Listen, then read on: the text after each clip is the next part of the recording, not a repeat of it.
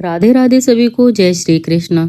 जैसा कि आप जानते हैं कि अभी अघन मास चल रहा है, इसे मार्गशीर्ष मास भी कहते हैं।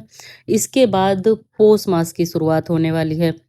पौष मास में किन किन चीजों का विशेष ध्यान रखा जाता है, क्या क्या शुभ कार्य कर सकते हैं जिससे आप अपने भाग्य को बदल सकते हैं, चलिए इसके बारे में जानते हैं। धार्मिक ग्रंथ में पौष मास का संबंध तप, संयम और सकारात्मक ऊर्जा से है। इस दौरान सुबह सवेरे सूर्य को अर्घ्य, पितरों के लिए तर्पण और भगवान विष्णु का स्मरण करने से जीवन में स्वास्थ्य, सुख और समृद्धि बनी रहती है। पौष मास 5 दिसंबर शुक्रवार से शुरू होकर 3 जनवरी 2000 शनिवार 2026 को समाप्त होगा।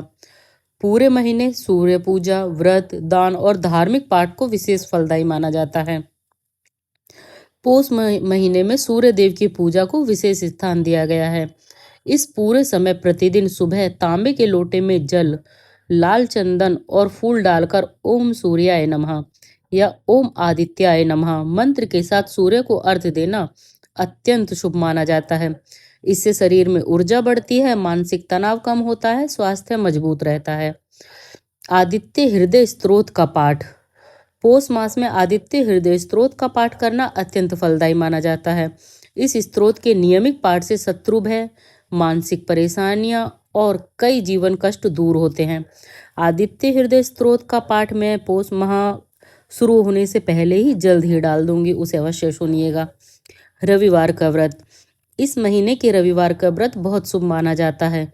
व्रत रखने के बाद शाम को तिल चावल की खिचड़ी और गुड़ का भोग लगाकर व्रत खोलने से यश मिलता है और जीवन में बाधाएं कम होती हैं।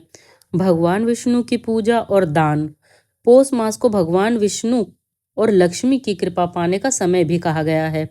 इस दौरान विष्णु भगवान के नामों का जाप करना, विष्णु सहस्त्र नाम पढ़ना और मंदिर दर्शन करना अत्यधिक शुभ माना जाता है। ठंड का महीना होने के कारण इस समय गर्म कपड़े, कंबल, गुड़, दाल, तांबे के बर्तन दान करने से पुण्य मिलता है, जीवन में शांति बनी रहती है। विष्णु सहस्त्र नाम के स्तोत्र का पाठ भी मैं अवश्य डाल दूंगी पौष माह शुरू होने से पहले पहले। पितरों का तर्पण। पौष माह में अमावस्या, संक्रांति, पूर्णिमा और एकादशी के दिन पितरों हेतु तर्पण का विशेष महत्व है। ऐसा करने से पितृदोष शांत होते हैं और परिवार में सुख शांति आती है।